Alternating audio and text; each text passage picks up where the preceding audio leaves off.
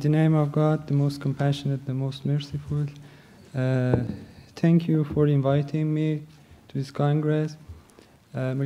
Au nom de Dieu, le miséricordieux, je vous remercie de m'avoir invité ici pour aborder la question de l'évolution de l'enseignement du design architectural au sein de l'Université nationale d'Iran dans les années 60.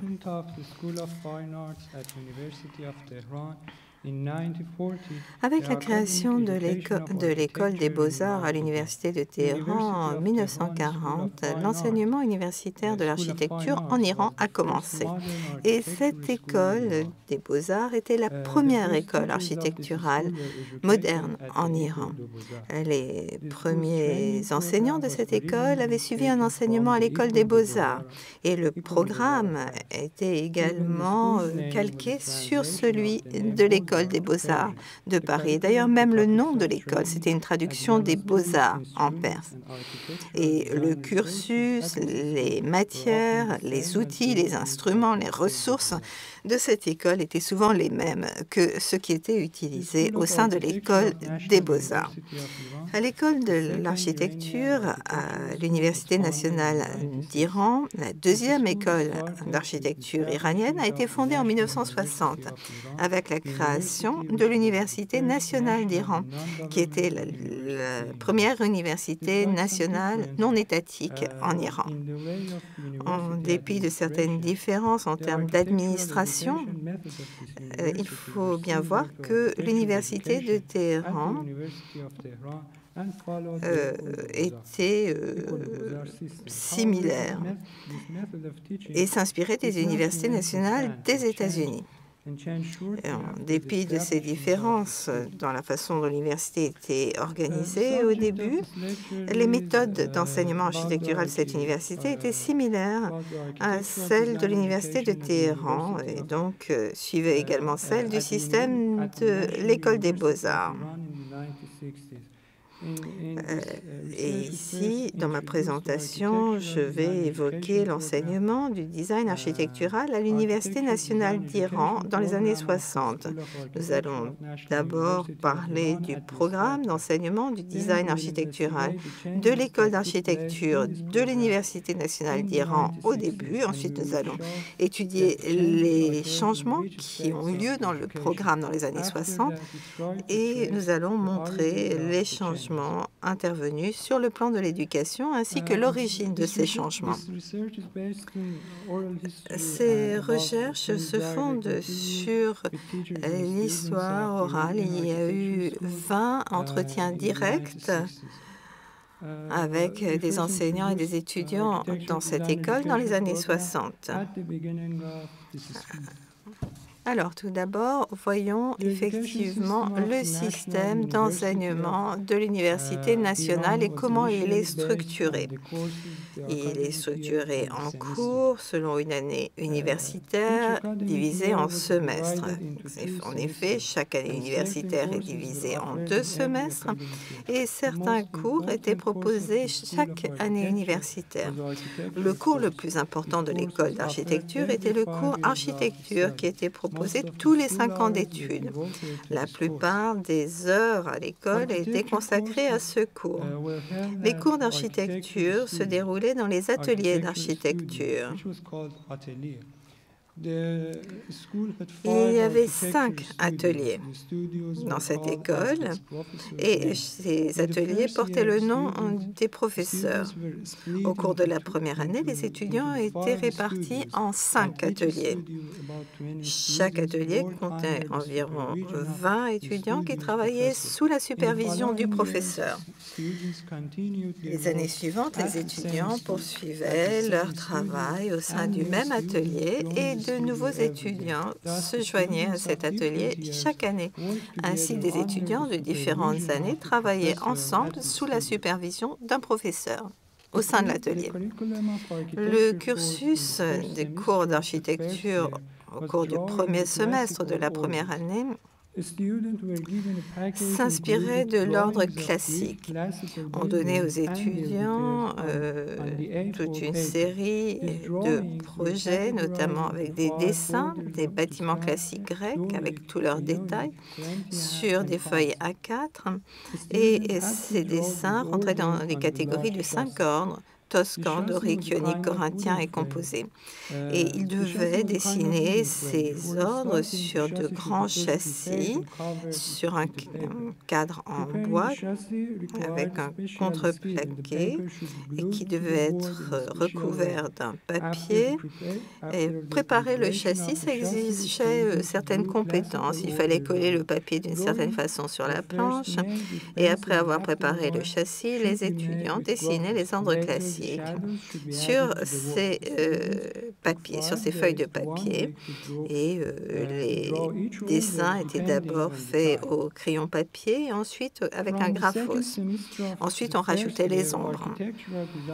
À partir du deuxième semestre de la première année, les projets de design architecturaux commençaient. Chaque semestre, qui durait environ 4 mois, les étudiants devaient concevoir un projet architectural. Et c'était le même sujet pour les projets dans les 5 ateliers. Il était approuvé pour les étudiants des différentes années dans un conseil composé de professeurs d'architecture qui les annonçaient alors aux étudiants. Au cours du semestre, les étudiants entreprenaient ce projet sous la supervision du professeur de l'atelier. Ils faisaient des dessins, les montraient au professeur. Le professeur corrigeait leur travail. C'est ce qu'on appelait la correction. Donc, il y avait une correction avec le professeur à plusieurs reprises au cours de chaque semestre, jusqu'à ce que le projet soit achevé. En général, la conception du projet commençait avec un plan.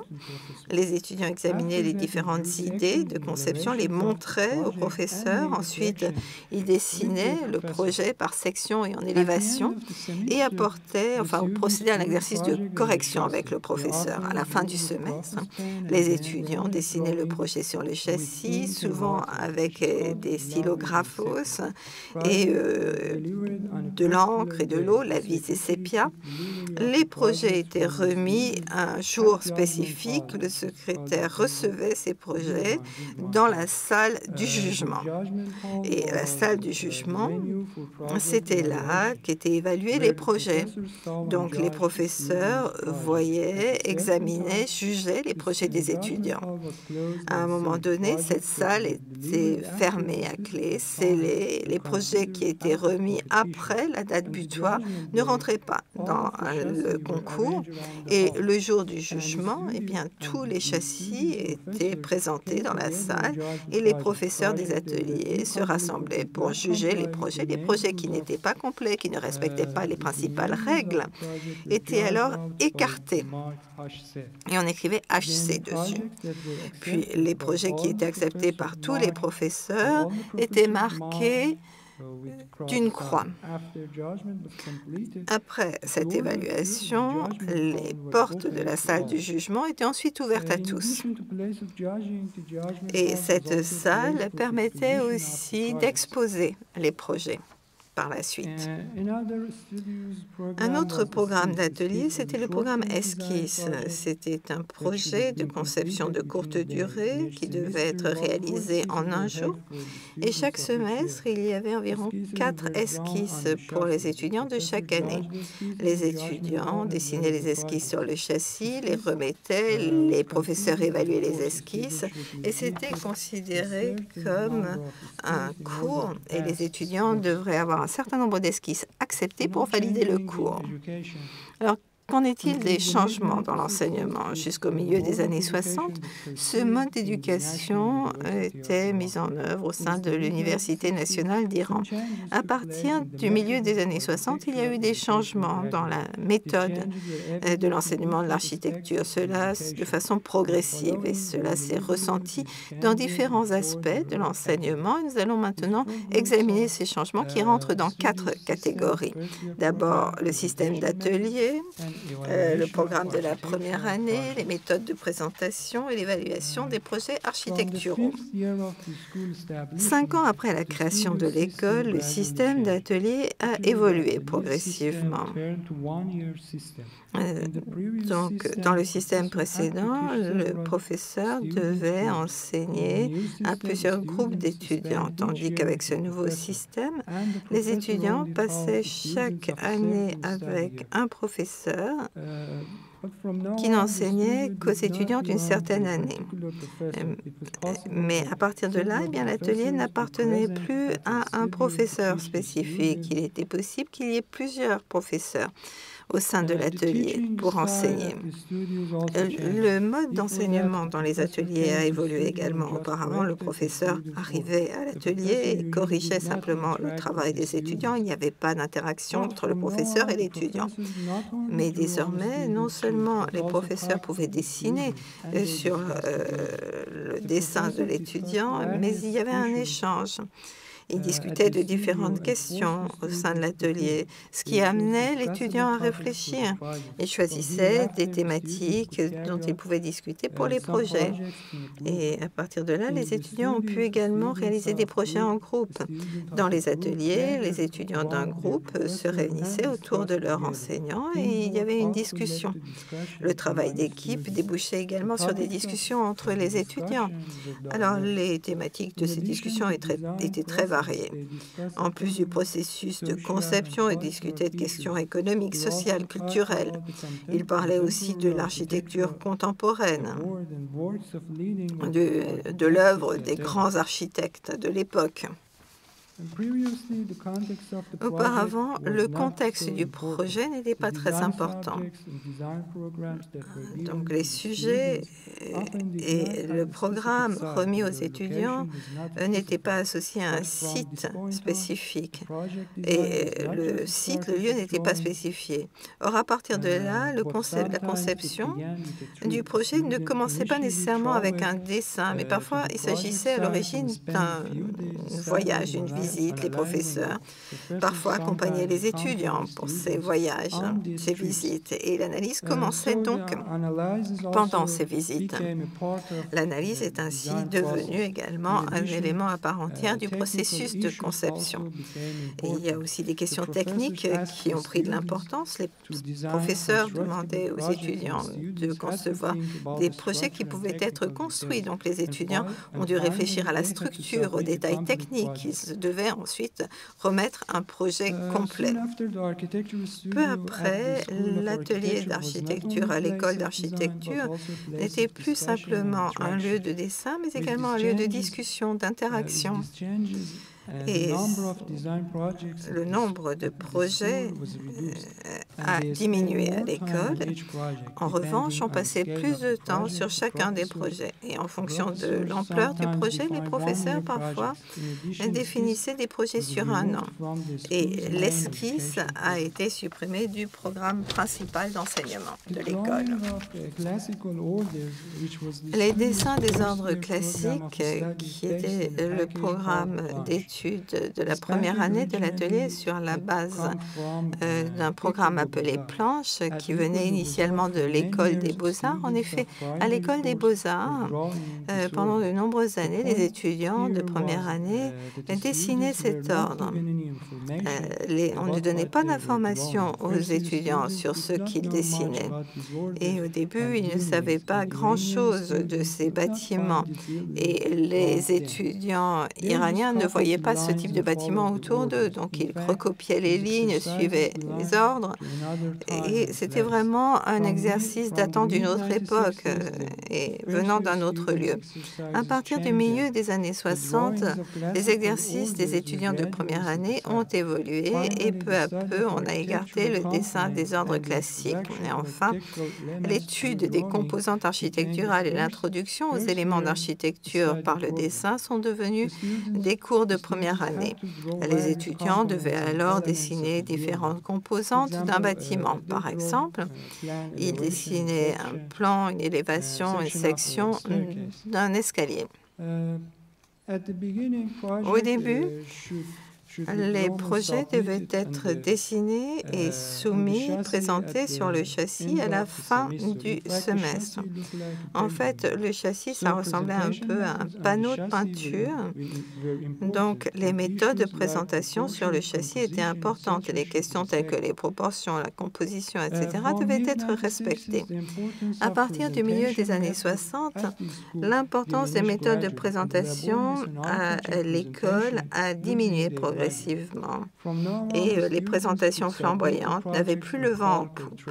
Désormais, les étudiants pouvaient soumettre leurs projets sur du papier calque et les professeurs voulaient davantage de documents de conception lorsque les étudiants soumettaient le projet, par exemple avec davantage de coupes d'un bâtiment et les différentes élévations devaient être dessinées. Ils souhaitaient aussi des dessins structurels, des plans structurels détaillés des projets.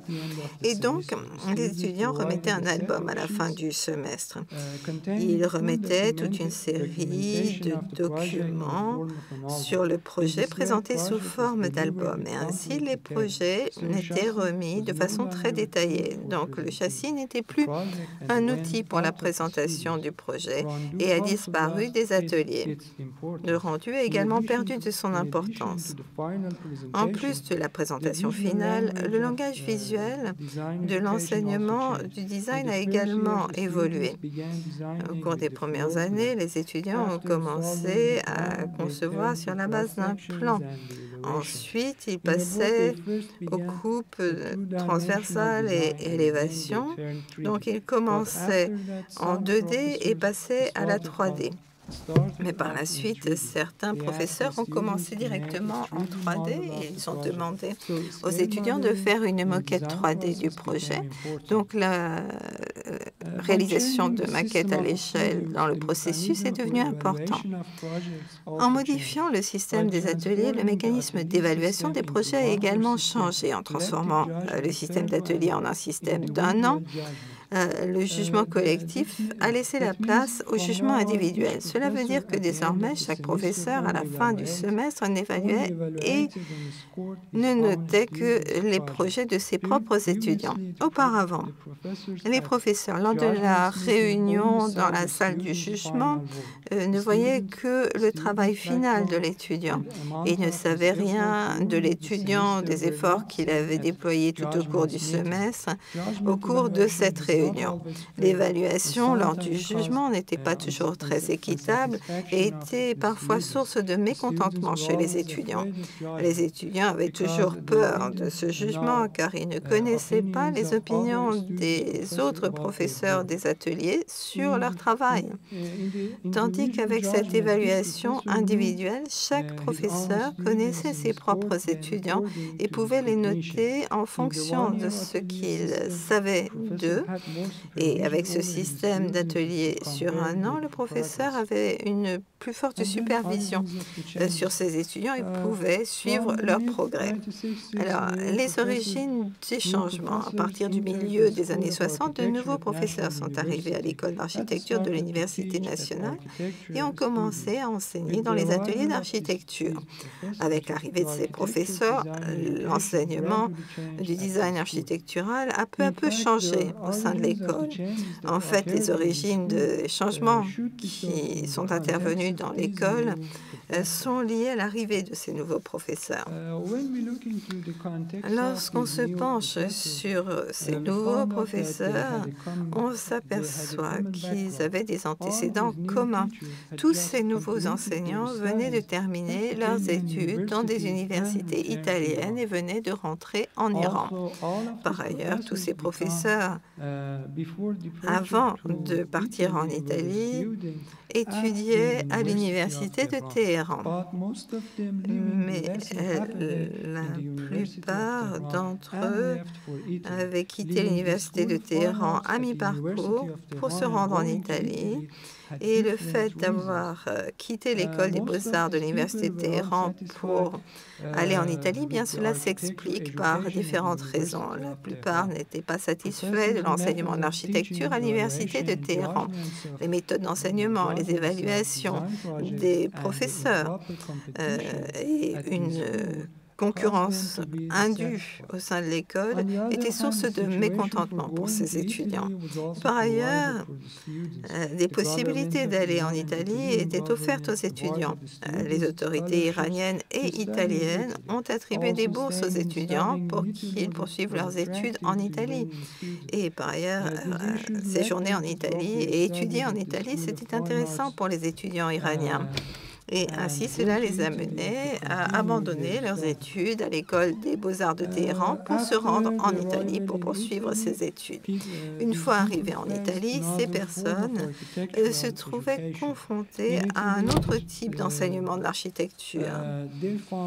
Ils ont pu constater en Italie que les professeurs consacraient plus de temps à l'enseignement, qu'il y avait une véritable interaction, des discussions avec les étudiants. Ils se sont aperçus qu'il n'y avait pas de concurrence indue ou de jugement injuste. Et ils ont estimé que cette approche était meilleure pour l'apprentissage de l'architecture. Une fois diplômés, ils rentraient en Iran afin de faire changer les choses. Après leur retour, un certain nombre de ces étudiants ont commencé à enseigner à l'école d'architecture de l'Université nationale d'Iran. Ils sont devenus membres du corps professoral et peu à peu, ils ont changé les méthodes de l'enseignement du design architectural en Iran. Il est clair que l'enseignement du design architectural en Iran a subi des changements fondamentaux dans les années 60, changements qui étaient liés au corps professoral et au lieu d'études. Et dans cet article, on souligne que l'enseignement de l'architecture en Iran dans les années 60 était étroitement lié à l'enseignement de l'architecture dans les écoles européennes, en particulier en France et en Italie. Je vous remercie.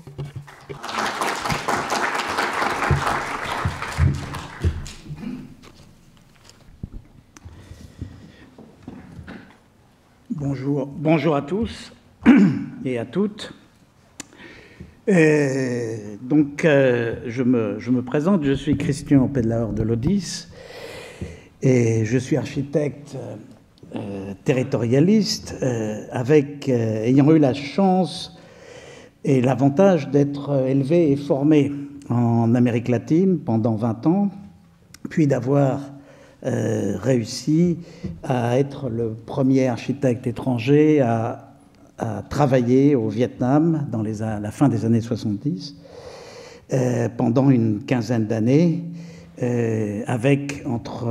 dans cette longue période, des allers-retours en France pour des activités d'enseignement et de recherche. Et un intermède tout à fait passionnant de 2 ans en Afrique du Nord, au Maroc. Je suis professeur des ENSA et cofondateur et directeur de recherche du laboratoire ATEP à Paris. Je suis membre de l'école doctorale de Paris-La Sorbonne et responsable du réseau international dénommé la Fabrique des territoires planétaires, qui regroupe donc une vingtaine d'institutions et une quarantaine de chercheurs sur les 3 continents cités préalablement, et dans l'esprit, comme même à le rappeler mes collègues indonésiens, de Bandung. En préalable, j'adresse mes remerciements aux organisatrices pour cette rare opportunité de confronter de manière très intercontinentale, on l'a vu aujourd'hui, les mutations de l'enseignement de l'architecture, tant l'on sait l'importance que ces mutations ont sur l'évolution des pratiques et des réceptions sociales de la production de l'espace. Au sein d'un tout monde, pour reprendre la formule glissensienne, qui est en mutation accélérée et qui constitue aujourd'hui notre demeure quotidienne. Et notre présente communication s'appuie sur les travaux de recherche que nous conduisons et dirigeons sur le Global South, comme il est dit en langue anglaise, ces terrains étudiés en tant que laboratoire avancé de modernité toujours interculturelle, jamais orthodoxe et résolument hybride, spécifique et dialogiquement contextuelle. Pour ce faire, nous documentons et analysons depuis maintenant une quarantaine d'années les interactions tout à fait nourricières et complexes et les circularités à l'œuvre dans la fabrique anthropique des territoires. C'est-à-dire, pour nous, dans l'architecture, saisie et pensée dans l'insécabilité de ses échelles et de ses constituants. Discipline spatiale savante, ici entendue dans son acception la plus étendue, ouverte et symbiotique. Nous allons le voir à travers le cas étudié. Et je vais donc évoquer un cas qui me paraît exemplaire devant vous aujourd'hui, qui est celui de l'école d'architecture centra-américaine, établie donc dès 68 et opérationnelle quelques années après, au sein de l'Université du Costa Rica dans la ville de San José. Car cet exemple me paraît constituer un jalon et un marqueur de choix de ce moment qui a été planétaire, de rupture et de refondation radicale de la transmission de notre discipline. Et conjointement de sa théorie et de sa pratique, je pense que c'est une des caractéristiques de ce changement de paradigme, qui est le sujet du présent colloque. Donc, le fruit d'une longue gestation, de 1950 à 1970, la Escuela de Arquitectura de l'Université nationale publique du Costa Rica, également connue comme EDARC ou ARCIS, démarre très institutionnellement et officiellement en 1972 à l'initiative de ces trois architectes fondateurs qui seront ses futurs directeurs successifs, donc Rafael Felo Garcia, et Jorge Berto et Edgar Brenes, sur la base de 4 années d'intense préparation. Donc là, vous avez une vue assez caractéristique de ces villes latino-américaines, tracées au cordeau irrégulières, qui étaient le lieu de déploiement de leur réflexion. Et donc, les fondateurs ont passé 4 années à sillonner le monde de l'enseignement architectural, notamment en Europe, et notamment en Europe, en Angleterre, où ils ont séjourné 2 ans à l'Architecture Association à Londres, grâce à une intelligente bourse du British Council du Costa Rica, avec quelques prolongations en Espagne, en Italie et aux États-Unis, et malheureusement que quelques jours en France. Le tournant de 68 et ses prolongements voient en effet cette jeune et bouillante génération latino-américaine prendre d'assaut et à bras-le-corps le champ stratégique de l'enseignement. Et en lui et à partir de lui, l'utiliser comme base pour secouer et balayer, puis balayer les notabilités, les conservatismes, les conformismes et, dans le cas de l'Amérique centrale, les provincialismes préexistants. Initions ainsi une décennie d'expérimentation à la fois collective, pédagogique, sociale, culturelle, voire civilisationnelle. Cette génération qui s'investit par choix sociétal et politique dans une activité extrêmement peu rémunérée, qui est celle de l'enseignement universitaire, est informé, nourri et suit avec un décalage et une absence de documents assez importante les grands débats européens sur l'enseignement de l'architecture, encore une fois en Angleterre, en Italie, en France, dans cet ordre-là pour l'école centra-américaine. Et elle les croise dans le même temps avec une très rigoureuse et vigoureuse analyse de la situation concrète du continent latino-américain.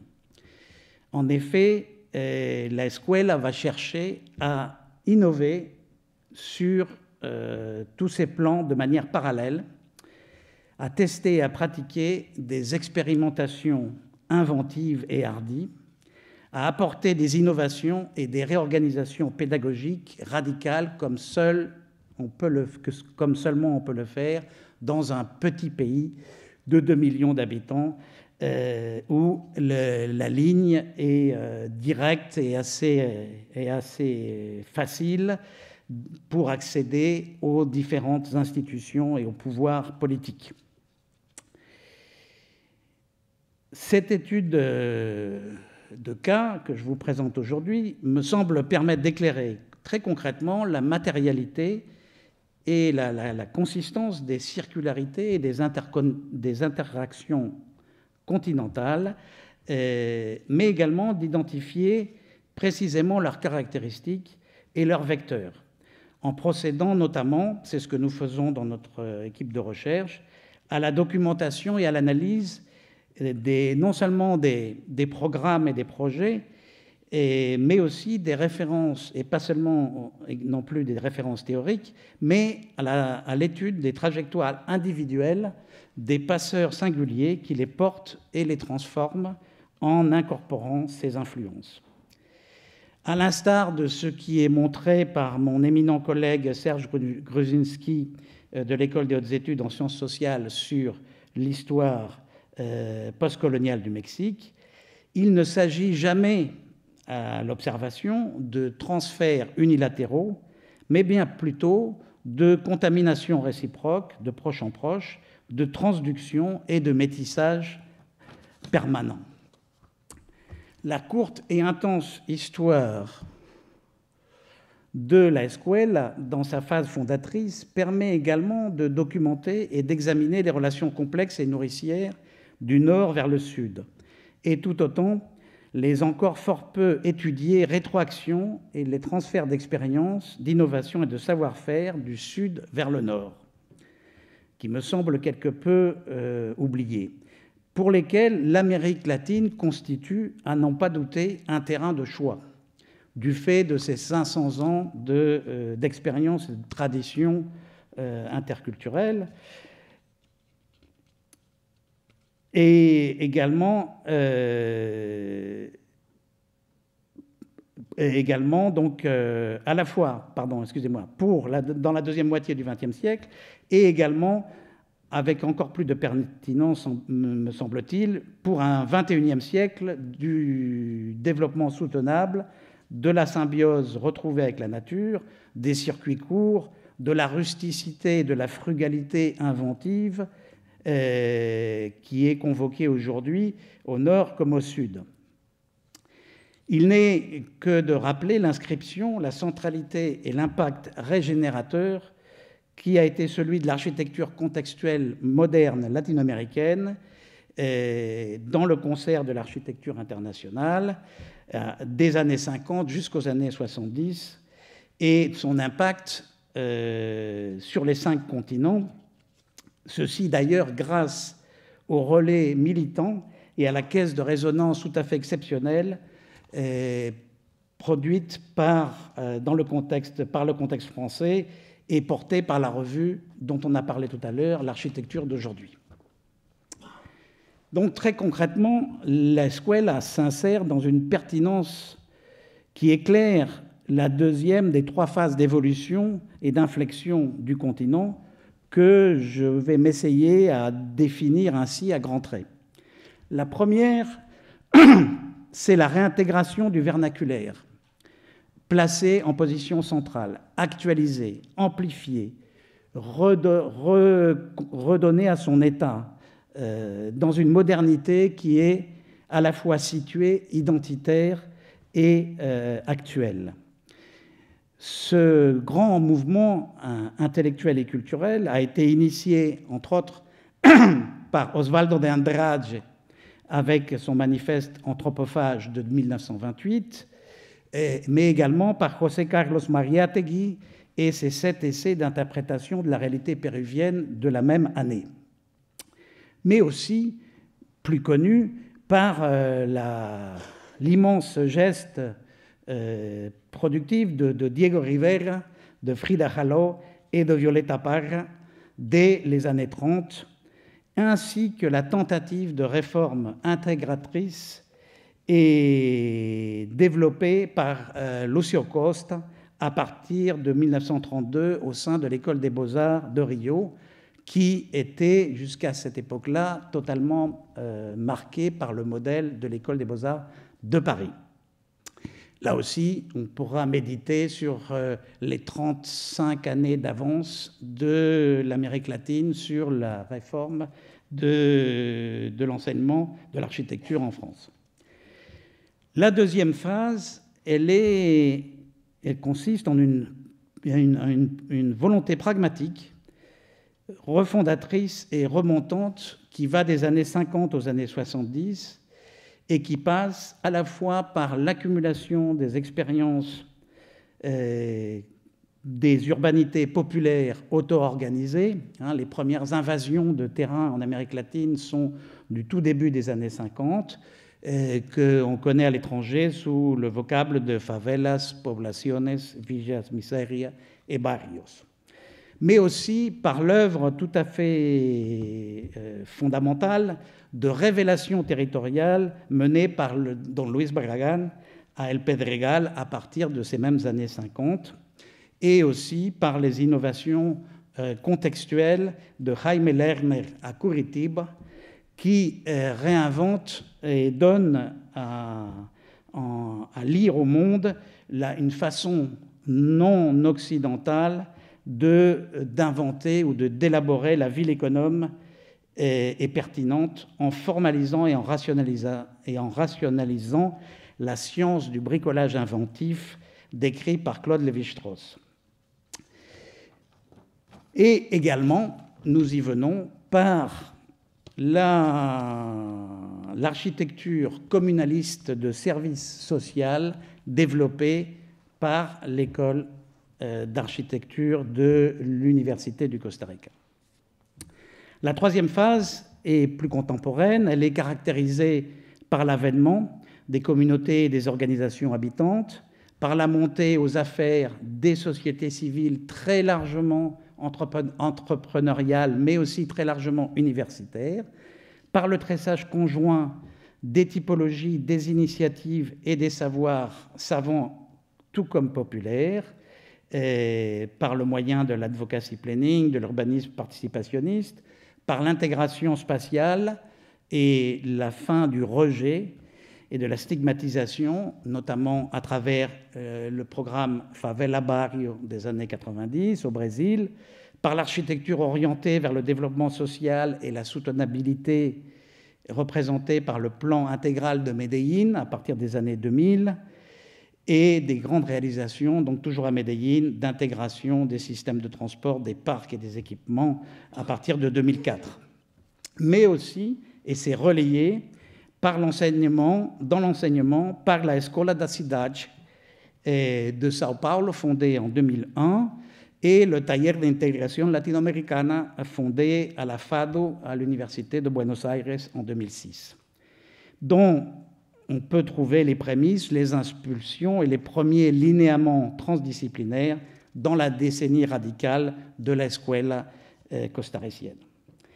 En effet, cette institution va mettre en œuvre, tout au long donc, de ces 10 années de sa phase initiale, un tressage assez inusité, celui de l'articulation d'une vision franchement libertaire de l'enseignement, horizontale, groupale, inspirée de Summerhill et de Montessori, qui va remplacer l'éducation par l'expérimentation synesthésique partagée et l'auto-formation personnelle, et parallèlement une posture d'enracinement territorial et communautaire très politique et très impliquée au niveau local, prônant l'architecture pour le peuple, comme l'a écrit Hassan Fathy, à l'instar aussi de la loi costaricienne des années 50 qui a rendu le service social à vie obligatoire pour les professions médicales.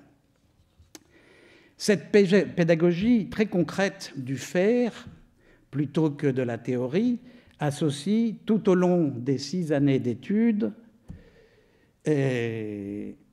un atelier vertical intégral dont je vais reparler après vous avoir montré quelques images des rares images de ce que j'ai pu conserver, en sachant que nous n'avons pas encore aujourd'hui d'archives traitées de l'école. Tout cela est disséminé dans des archives privées et nous n'avons pas encore obtenu le financement nécessaire pour préparer leur étude scientifique en vue de la célébration du jubilé, donc dans quelques 4 années du jubilé de l'école. Donc je m'en excuse, j'ai seulement quelques pauvres images à vous montrer aujourd'hui. Et donc là, vous voyez une des caractéristiques de l'Amérique centrale, notamment de la sangle ou du cordon intertropical qui traverse les Amériques, mais qui occupe aussi une partie de l'Asie et de l'Afrique, où on a cette chance absolument magnifique de pouvoir être au contact avec une nature extrêmement prolifique, généreuse, et dans un climat finalement tout à fait favorable à l'activité et à l'épanouissement humain. Donc là, on est dans le campus démarré dans les années 50 de l'Université du Costa Rica et dans la partie arrière de la faculté d'ingénierie, grande œuvre d'un rationalisme hilbert-saimérien. Les 3 fondateurs que vous retrouvez au centre, effectivement, contrastent dans leur vestimentaire et dans leur posture avec les postures un peu guindées de leurs collègues de la faculté d'ingénierie. Et donc, une image pour vous indiquer tout ce que leur démarche doit à une relation finalement assez proche, assez étroite avec le substrat vert et bleu de leur territoire. Donc,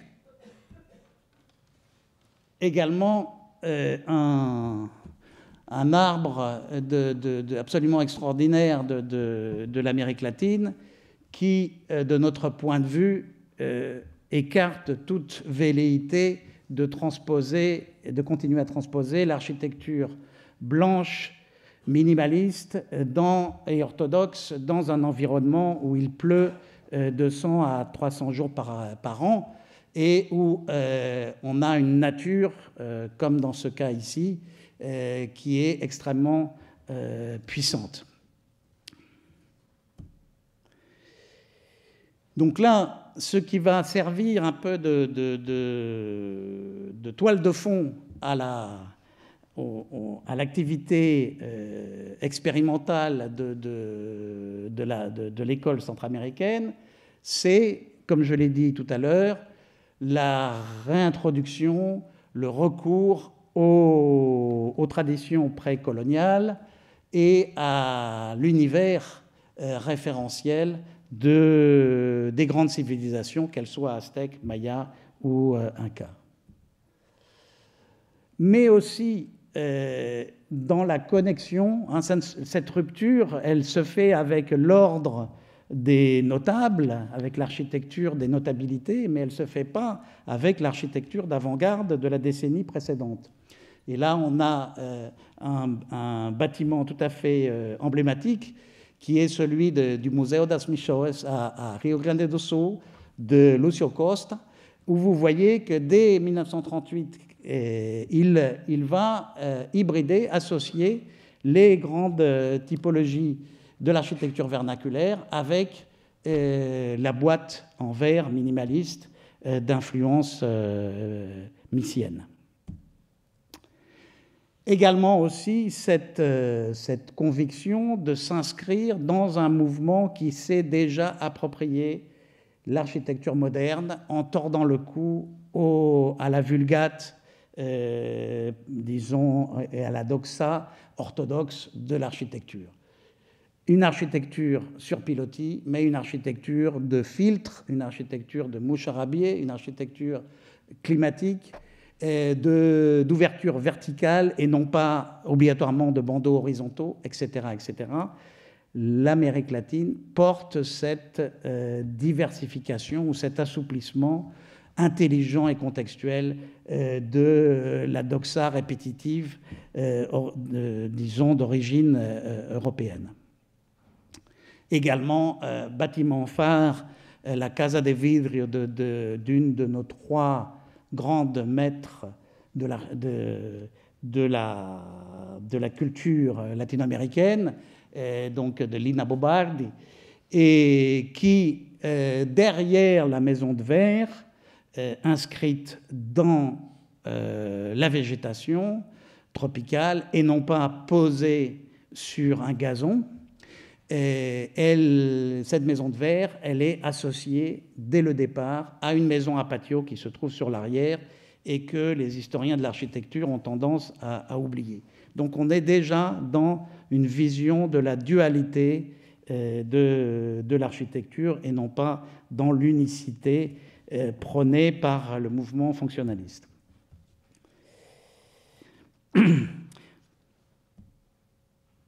Également, une prospection et une ouverture sans exclusive à tous les matériaux, que ceux-ci soient historiques, anciens, populaires, pauvres, où tous ces matériaux sont convoqués tour à tour par l'enseignement de l'architecture située.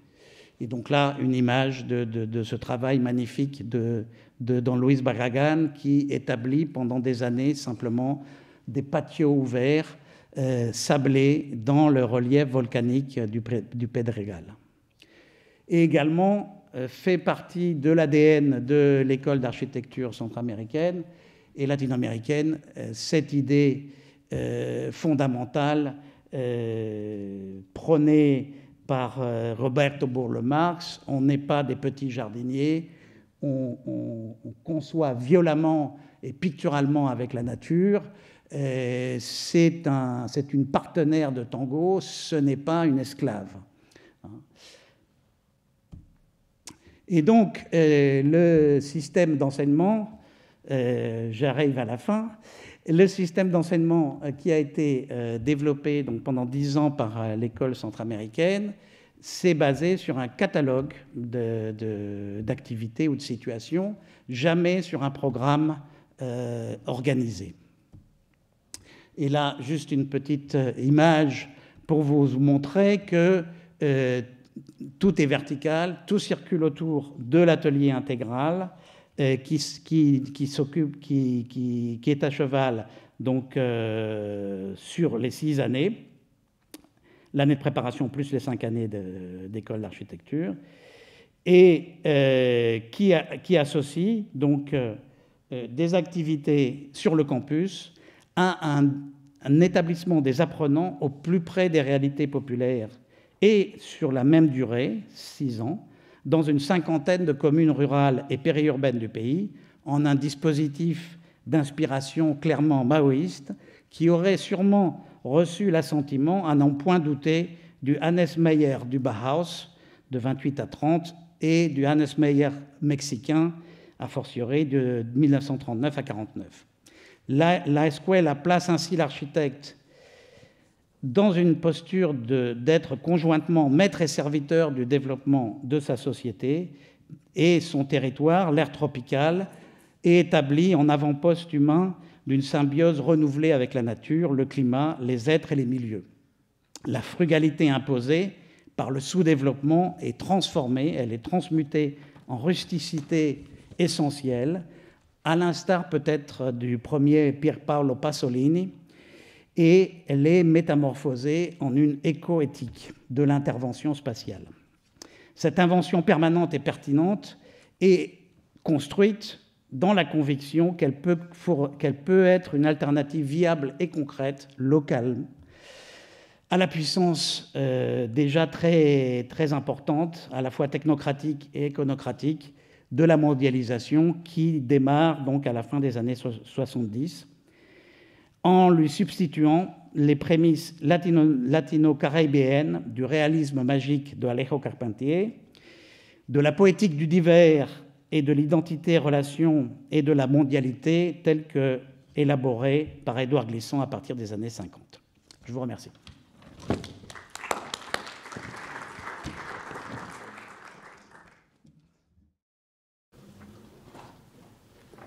Okay, first of all, eh bien, tout d'abord, merci de m'avoir invité ici à l'occasion de ce colloque extrêmement intéressant. Et félicitations pour l'exposition, très surprenante et qui reflète effectivement des éléments que nous ignorions, pour la plupart en tout cas. Pour moi, c'était très nouveau ce que j'ai vu dans l'exposition, ce que j'ai entendu aujourd'hui. Donc, merci. Et si j'ai bien compris, je vais essayer de faire le point sur tout ce qui a été dit aujourd'hui. Bien entendu, c'est une tentative qui est vouée à l'échec, parce que ce que j'ai préparé, c'est simplement une petite contribution. Un aperçu, un instantané d'un moment de la culture architecturale américaine en 1968 ou autour de 1968. Et ce qui me console un peu, c'est que dans la feuille qui nous présente, il y a une catégorie avec les mots-clés. Il n'y en a pas pour moi. Ça veut dire qu'il n'y a aucune attente à mon égard. Et j'en suis ravie. J'ai beaucoup de chance. Alors, commençons.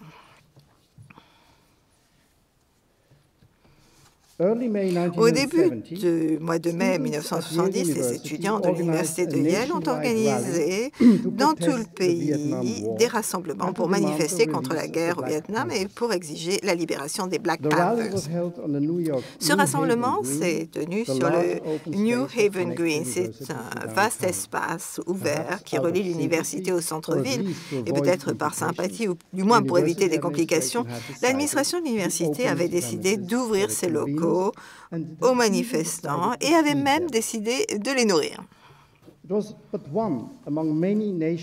C'était l'une des nombreuses manifestations qui se sont tenues un peu partout dans le pays, en l'occurrence à New Haven, dans la tradition légendaire qui avait démarré, ou qui avait été relancée par la Grande Marche des droits civiques à Washington en 1963.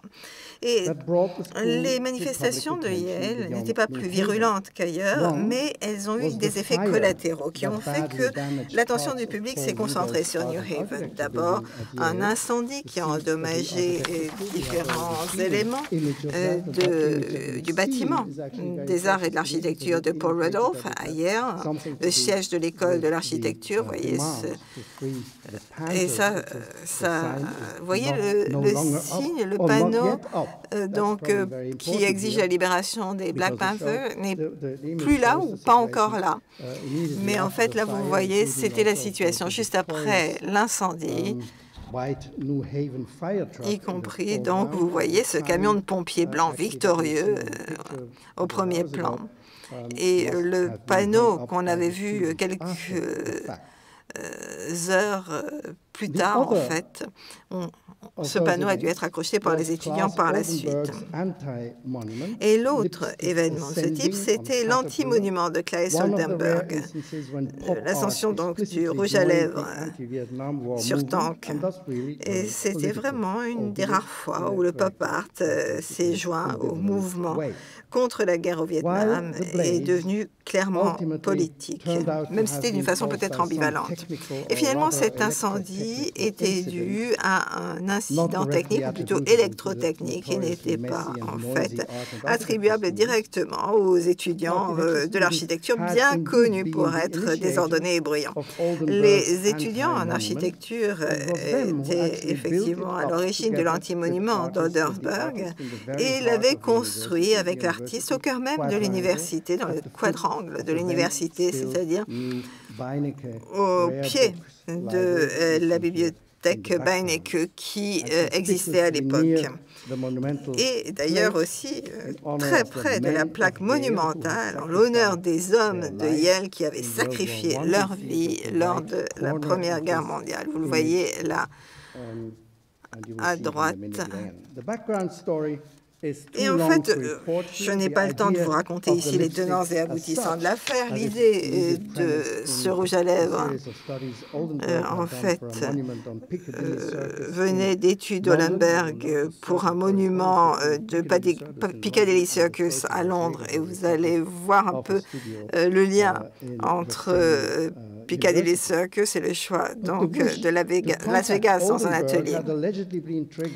Mais la volonté de contacter Oldenburg venait, semble-t-il, d'une déclaration de Herbert Marcus à l'occasion donc d'une œuvre précédente d'Oldenburg. Si une crème glacée, un cône peut être construit avec une hauteur aussi élevée qu'un gratte-ciel au milieu de New York, ce serait l'équivalent d'une révolution. Et bien, quoi qu'il en soit, l'idée d'Oldenburg avait été de créer un monument mobile qui pouvait être déplacé sur le campus pour aller là où se déroulait l'action.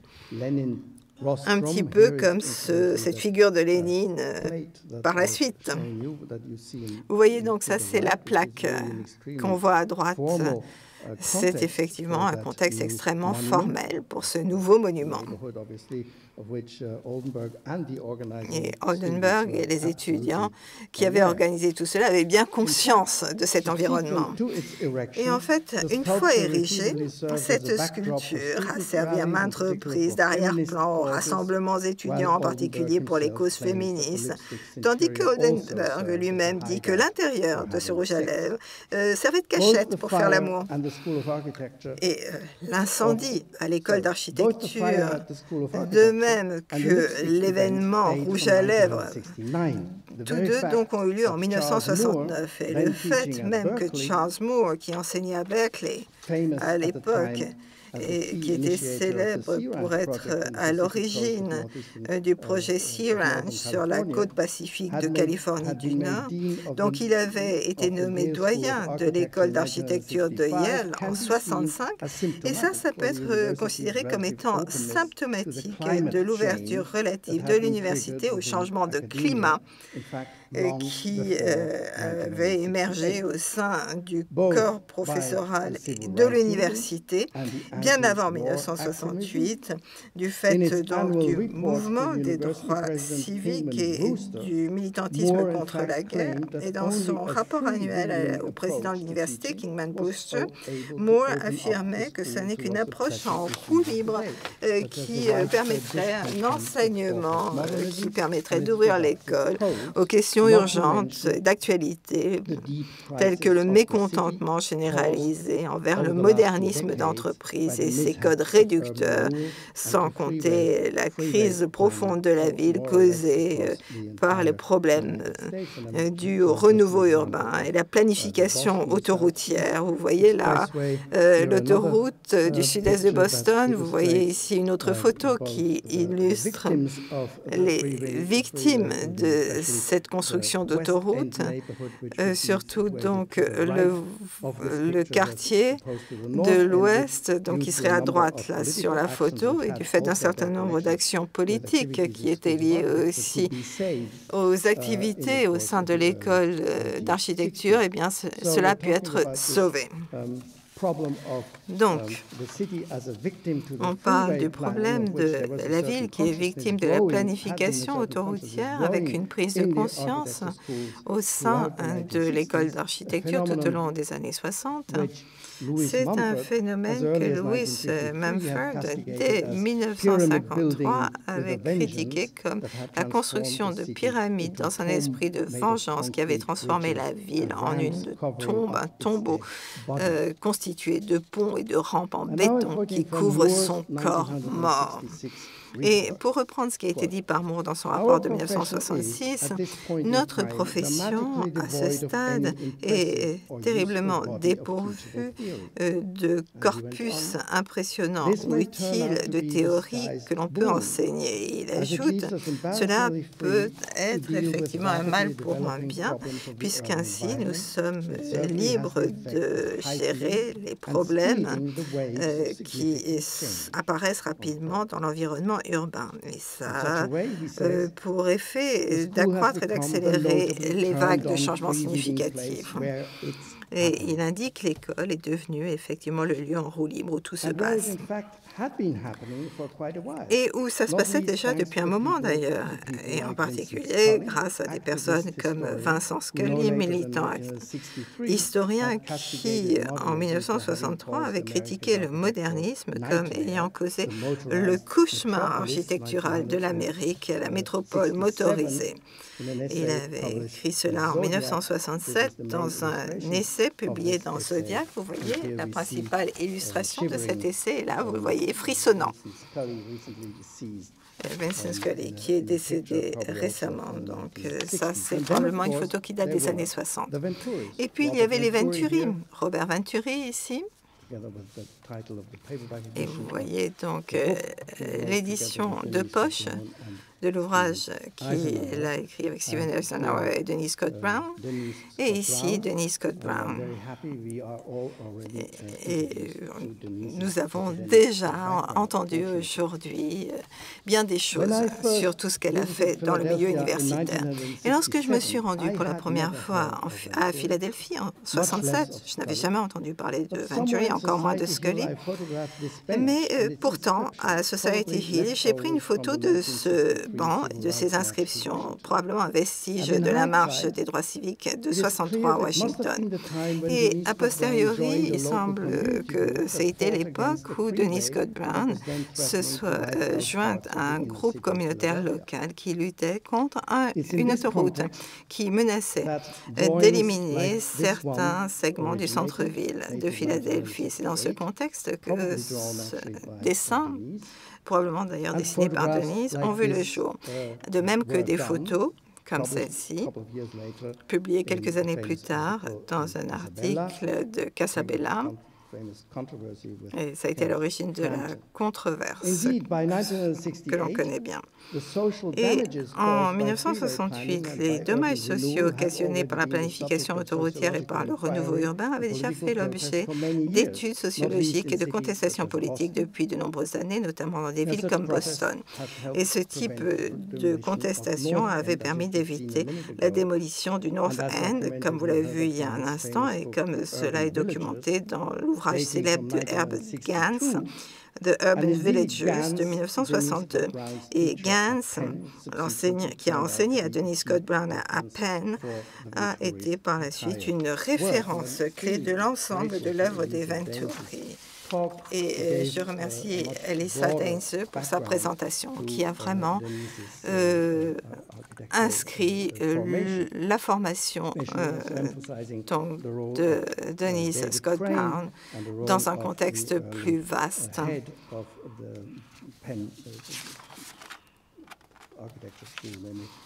Notamment donc par rapport à l'école d'architecture de Penn. Hans Perskins en particulier. Alors, les quartiers menacés. Alors, vous voyez là une reproduction de l'ouvrage de Herbert Gans. Bien, ces quartiers sont agréables à regarder en général, avec des gens très sympathiques, irlandais et italiens dans le cas du West End de Boston. Mais Las Vegas, c'est différent. Ce sont les nouveaux riches qui l'apprécient. C'est synonyme de tout ce que l'architecte moderne typique adore détester. La consommation ostentatoire, la vulgarité, le mauvais goût. Et donc c'est vraiment avec un sens de provocation, sachant la controverse que susciterait ce choix, que Robert Venturi et Denise Scott Brown ont proposé Las Vegas comme thématique de leur cours atelier annoncé à l'automne de 1968 pour l'école d'architecture de Yale. Alors, vous voyez ça, sujet comme Las Vegas, et vous voyez le sous-titre sur l'analyse de la forme comme recherche du design, de la conception, avec par ailleurs un programme formaliste sur le plan programmatique, donc apolitique. Vous voyez d'autres images là. Et le résultat de ces recherches avec la typologie de la signalétique et le lien entre la signalétique avec la vitesse donc, par rapport aux autoroutes. Donc ça, c'est une proposition formaliste qui donc, a été programmée à l'automne 68, alors que bien d'autres cours ont été annulés.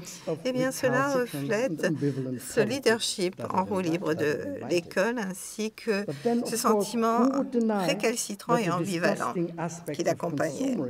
Mais qui dénierait que les aspects terribles du consumérisme et du mauvais goût sont un fléau omniprésent dans le monde moderne. Alors voilà cette fascination pour le pop art. Alors peut-être qu'il s'agit d'agir comme si on était disposé à vivre avec les symptômes. Ça permettait d'étudier la maladie, peut-être même de la guérir, mais c'était une entreprise dangereuse. Tant que le fait de surfer sur les vagues du mouvement de 68 semblait ludique, pas de problème. Mais lorsqu'ils ont commencé à militer pour l'acceptation de certains de ces faits de la vie que les commissions des beaux-arts, les bureaucraties de planification, les jurys des concours détestent le plus, les maisons individuelles, la décoration traditionnelle, le mauvais goût, l'expansion urbaine, les panneaux d'affichage, la signalétique commerciale, les stands de hamburgers, l'automobile, y compris certaines caractéristiques généralisées des styles d'architecture d'entreprise, alors le consensus de la profession a été véritablement mis à mal. Comment est-ce que des architectes reconnus peuvent affirmer que les rangées de maisons mitoyennes de la classe ouvrière traditionnelle et le mauvais goût vont de pair, qui va de pair avec cela, sont presque acceptables. C'est ce que les Venturi semblent avoir fait dans leur exposition de 1976. L'exposition du bicentenaire à Washington, donc en 1976. Et là, la position des Venturi avait commencé à être acceptable, presque politiquement correcte. Mais quelques années plus tôt, en 1969, alors qu'ils terminaient leur travail sur l'enseignement de Las Vegas, ça n'était pas encore le cas. La campagne présidentielle était dans l'esprit de chacun. Le Parti républicain essayait de faire passer Nixon comme le président qui sauverait la population des tyrannies de la bureaucratie et des réformes urbaines erronées. Il était difficile d'entendre ces résonances avec le populisme que prônaient les Venturi. Et néanmoins, la similitude claire des arguments, c'est exactement ce qu'attendaient les détracteurs des Venturi. La possibilité d'appeler la position des Venturi la nixonite. Anathème pour Venturi lui-même, démocrate avec effectivement des antécédents Quaker, et cette possibilité a ajouté à l'autorité de ce que les critiques comme Frampton avaient déjà affirmé tout du long. Vous vous souviendrez, pour ce qui est de l'architecture de Venturi, Frampton a écrit à maintes reprises à partir de métaphores esthétiques construites de façon élaborée et de la projection de paradoxes, ce qui, loin d'être subversif, est à la limite du cynisme. Et il a aussi dit tout cela rappelle ces plaisanteries populaires profondément conservatrices. Et finalement, il avait peut-être raison. Alors, venons-en de nouveau maintenant à l'enseignement de Las Vegas. Qu'est-ce que c'est finalement? Simplement le rapport d'un voyage d'études archéologiques à un projet artistique, à un acte de rébellion, l'apologie du consumérisme, ce qui est exactement ce que les gauchistes diraient, une contribution à la théorie de la communication architecturale. De quoi s'agit-il? Eh bien, quoi que ça ait pu être, la récolte était étonnante. Et cela dans une grande mesure du fait de l'enthousiasme des 12 étudiants qui ont pris part à 2 de ces voyages à Las Vegas.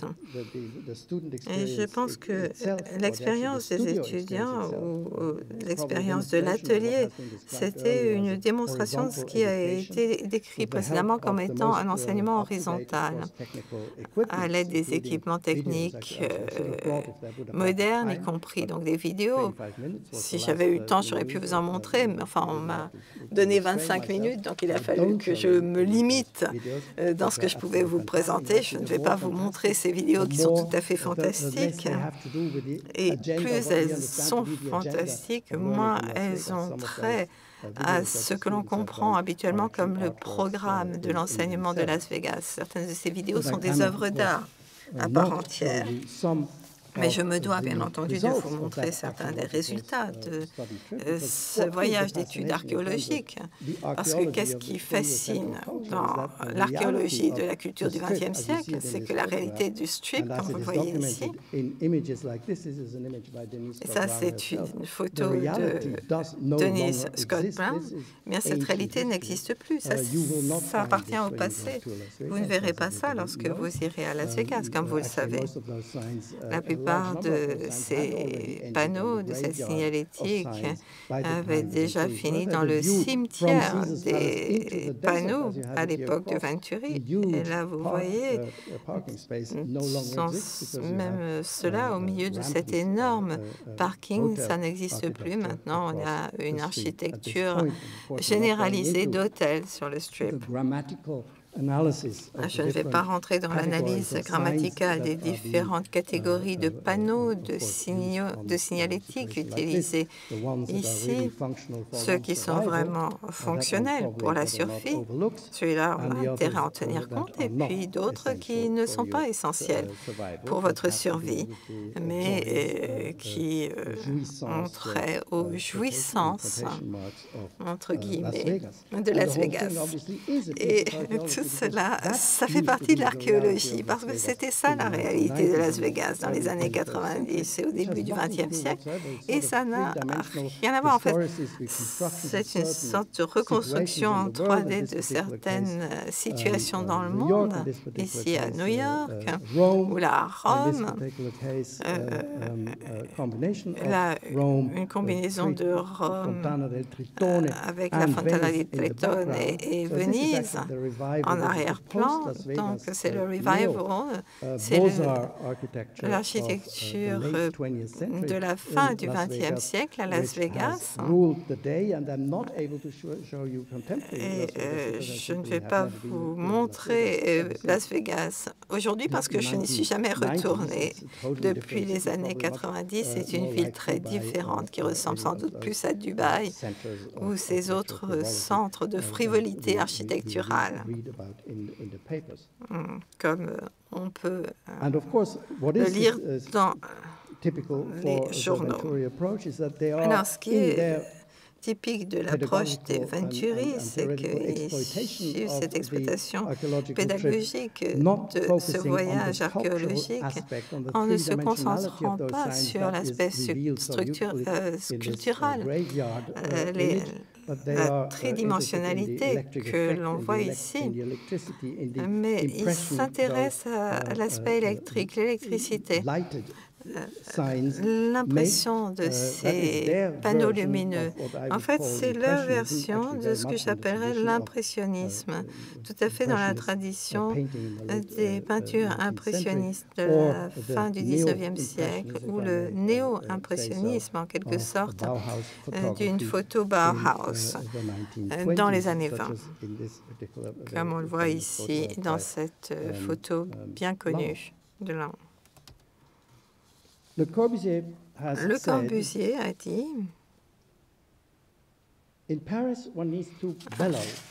à Paris, on doit gueuler pour se faire entendre.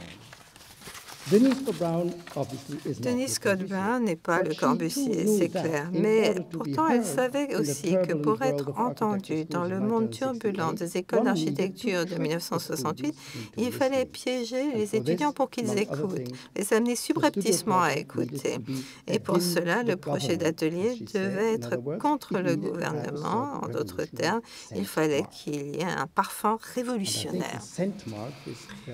Et je pense que c'est très explicite ici. Donc, dans la fiche de la présentation de cet atelier, il est dit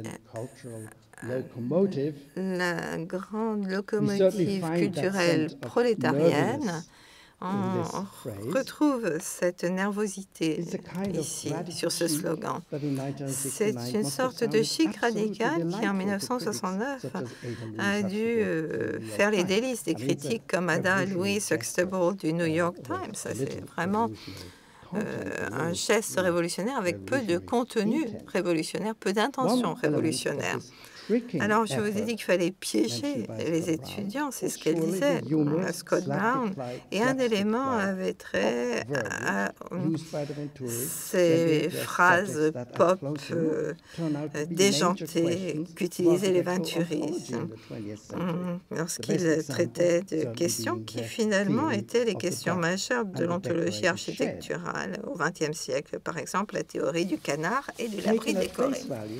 Alors, à première vue, ce que disent les Venturi, c'est tout d'abord que le strip américain est un espace de communication. Et deuxièmement, c'est la façon dont les bâtiments communiquent le long du strip, c'est-à-dire en tant qu'abri décoré, en haut, ou comme un canard en bas. Dans le premier cas, c'est le symbole verbal qui dénote la fonction du bâtiment ou le service qui est fourni dans ce bâtiment, tandis que le bâtiment lui-même est un simple abri, tandis que dans le deuxième cas, la fonction est exprimée par le traitement sculptural du bâtiment dans son ensemble, le canard.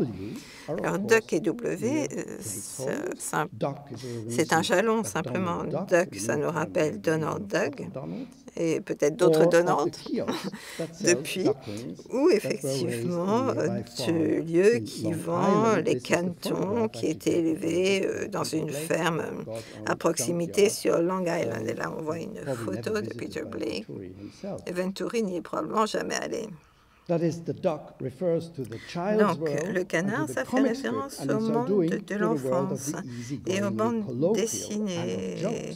Donc, le monde informel, des plaisanteries, c'est peut-être la seule façon de capter la curiosité des étudiants pour des questions relativement sophistiquées et un peu démodées, c'est-à-dire l'architecture parlante. Alors, W, ça veut dire word, le mot, mais ça peut vouloir dire wow. Et sinon, en tout cas, c'est un signe indéterminé sur le plan sémantique, même si après avoir lu l'ouvrage, on sait que cela veut dire abri décoré. avec la boîte. Mais ce qui fait que cette histoire est amusante, c'est que ce n'est pas seulement le strip commercial, l'architecture basse du quotidien, mais également l'architecture haute également fonctionne selon ces deux modes, selon les Venturi. Et c'est pourquoi, par exemple, le bâtiment où avait lieu l'atelier, c'est-à-dire le bâtiment des arts et l'architecture de Paul Rudolph, qui à leur avis était héroïque et original, c'est un canard. Tandis que certains de leurs propres bâtiments, qui étaient laids et ordinaires, sont des abris décorés.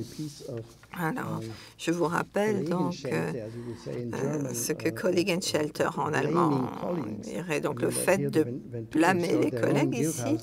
Les Venturi présentaient leur propre bâtiment en disant voilà, c'est laid, c'est ordinaire, mais c'est comme ça qu'il faut construire aujourd'hui, contrairement à ce que Paul Rudolph avait fait à proximité à Crawford Manors, à New Haven, avec les détails d'une façade brutaliste. Et on voit donc la façade ordinaire de Venturi. Alors, bien entendu, on préfère ce qu'on voit à droite, l'abri décoré. On dit que ce sera effectivement ce que l'avenir va privilégier. Et en fait, ça semble assez absurde, cette prévision aujourd'hui, compte tenu de la surenchère brutaliste aujourd'hui. On voit ces façades, ces balcons de Paul Rudolph semble presque ordinaire et laide par rapport à ce qu'on attend du brutalisme. Donc, ce qui est plus intéressant aujourd'hui, ce serait de lire la théorie du canard et de l'abri décoré comme une version pop, par exemple, de « Ceci tuera cela » de Victor Hugo. Le livre tuera l'architecture. C'était l'idée de Victor Hugo, à savoir que depuis le XVe siècle, le livre imprimé a remplacé l'architecture comme principal moyen de communication, ce qui implique que la culture précédente, celle du Moyen Âge, a été essentiellement non-verbale, alors que l'ère moderne est verbale.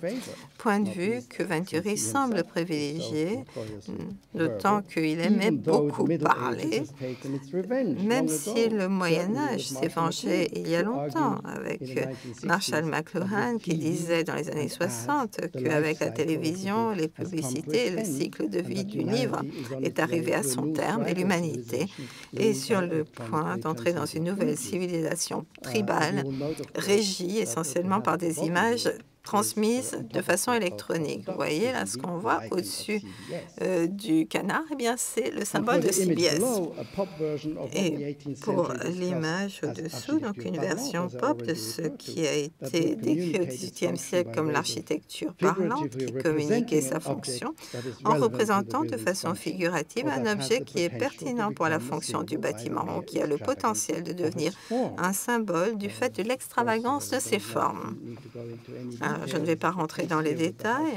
Voilà la maison du gardien des eaux du loup, qui a la forme d'une pipe.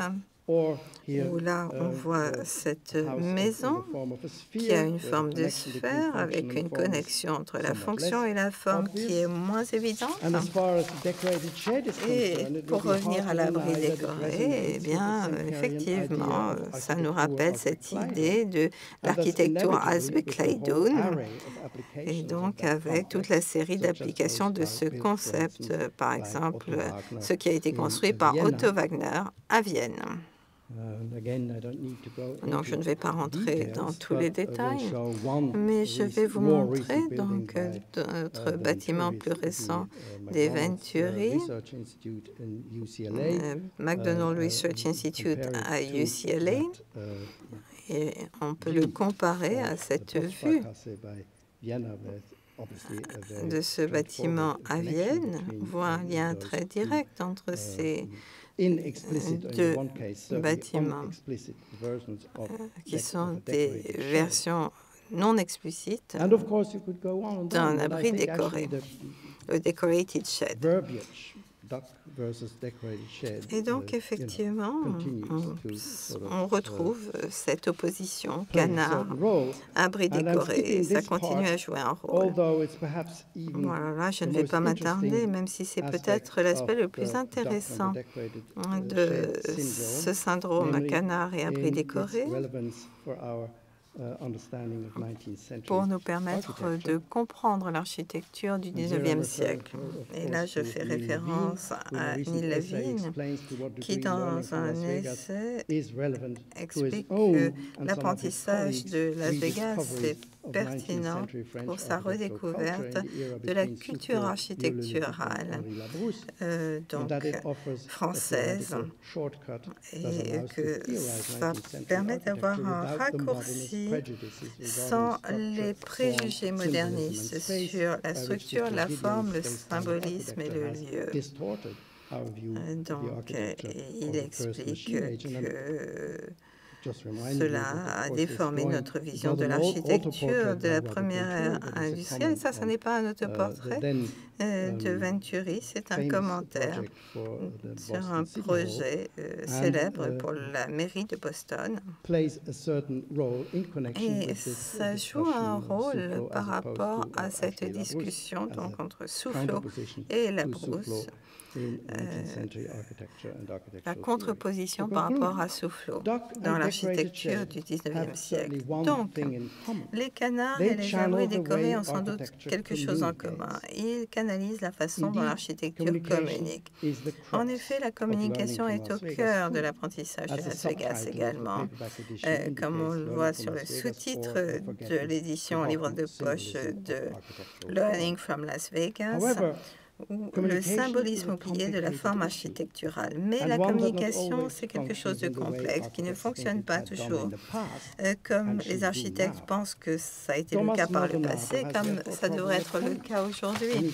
Et Thomas Maldonado a probablement raison dans ses commentaires, dans ses critiques des versions de l'apprentissage de l'enseignement de Las Vegas, lorsqu'il dit « plus, c'est moins », ce qui veut dire que plus il y a une signalétique dans un espace de ce type, moins il peut y avoir de communication. C'est une simple accumulation de panneaux de signalétique qui forcément débouche sur un abus de sémiologie ou simplement une non-communication totale. C'est ce qu'il a écrit en 1970. Et en 1974, et on y fait souvent référence, Manfredo Tafuri ajoute que ce qui est la condition trouvée de Las Vegas, en fait, s'avère être des caractéristiques des travaux de Venturi. Et je cite l'architecture dans le boudoir. Il n'y a pas un désir de communication, dit-il. L'architecture se dissout dans un système non structuré de signes éphémères au lieu de la communication. Il y a des flux d'informations. Au lieu de l'architecture en tant que langage, eh bien, on s'efforce de le réduire à un support dépourvu de résidus idéologiques, etc., etc.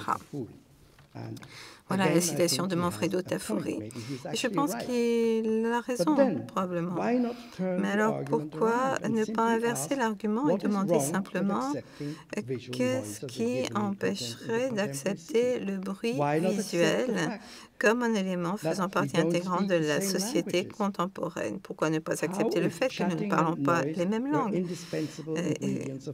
Si le bavardage et le bruit étaient des ingrédients indispensables de l'expérience au quotidien, même de la communication au quotidien, de telle sorte qu'un quotidien sans les bruits, sans de longs moments de non-communication, sans murmure, sans charabia, sans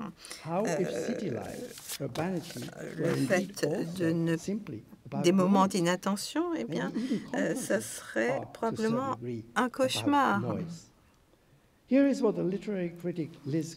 Alors, Liz Koff, dans son ouvrage Words to be Looked at, Language in 1960s Art, écrit sur Andy Warhol, A Novel, publié en 1968, et le type d'oscillation entre le bruit et le son, et le non-sens et le bon sens, également entre la forme et l'acception. Et je cite, elle dit, Warhol resitue la lecture comme une expérience de ce murmure et de ce charabia, des moments d'inattention et d'inintelligibilité, le début et l'arrêt de la parole, du bruit, l'interruption, qui sont les conditions du sens, mais également ce qui constamment se défait. C'est également une expérience esthétique extraordinaire qui représente l'extension logique du principe tout fait pour le langage et le discours. Et cela à une échelle qui amène le langage à une variété incessante. Alors, on peut aussi évoquer Jasper Jones, qui illustre ce qu'elle signifie, c'est-à-dire, il ne s'agit pas là de communication, il s'agit des moyens de communication. Ce type d'œuvre vide les signes de leur sens conventionnel, coupant le lien entre l'information et le signe et la signalétique, c'est-à-dire des variations sur le thème des jeux du langage de Wittgenstein. W, alors, c'est la version de Venturi du signe qui a été vidé. Et ce qui est paradoxal, peut-être que les œuvres les meilleures de l'entreprise sont les variations sur ce thème du signe qui a été vidé, les jeux du langage. Donc, on voit aussi cette utopie postmoderniste d'un code qui relierait les formes, les types, comme ces études de Las Vegas par rapport à certaines conventions sociales fixes. Mais ces projets vont au-delà de tout cela et célèbrent ce qu'on pourrait appeler la métacommunication. Et c'est peut-être le mode de communication qui est spécifique à l'art. Et pour conclure, je vous montre ces projets, ces lettres qui ne veulent rien dire. Oui. Est-ce qu'on peut lire cette enseigne? C'est tellement grand. Ces lettres qui n'ont pas de signification spécifique pour quelqu'un qui ne veut pas nécessairement connaître le nom du véhicule qui est garé dans cette caserne de pompiers, et ici les lettres sur la façade du musée de Seattle. Et là, les Venturi ont persévéré dans la pratique architecturale, comme le suggère cette combinaison d'images. Ou ici, comme à l'université Princeton, où il n'y a pas de signalétique commerciale qui est autorisée. Il a été ajouté en fait des signes illisibles. Campus Center. Je crois qu'on peut déchiffrer campus au milieu de cette frise. Et donc c'est la présence irritante de ces mots qui révèle une intention artistique et c'est probablement effectivement le meilleur volet de l'enseignement de Las Vegas. J'espère que je n'ai pas été trop long. En tout cas, j'ai terminé. Merci.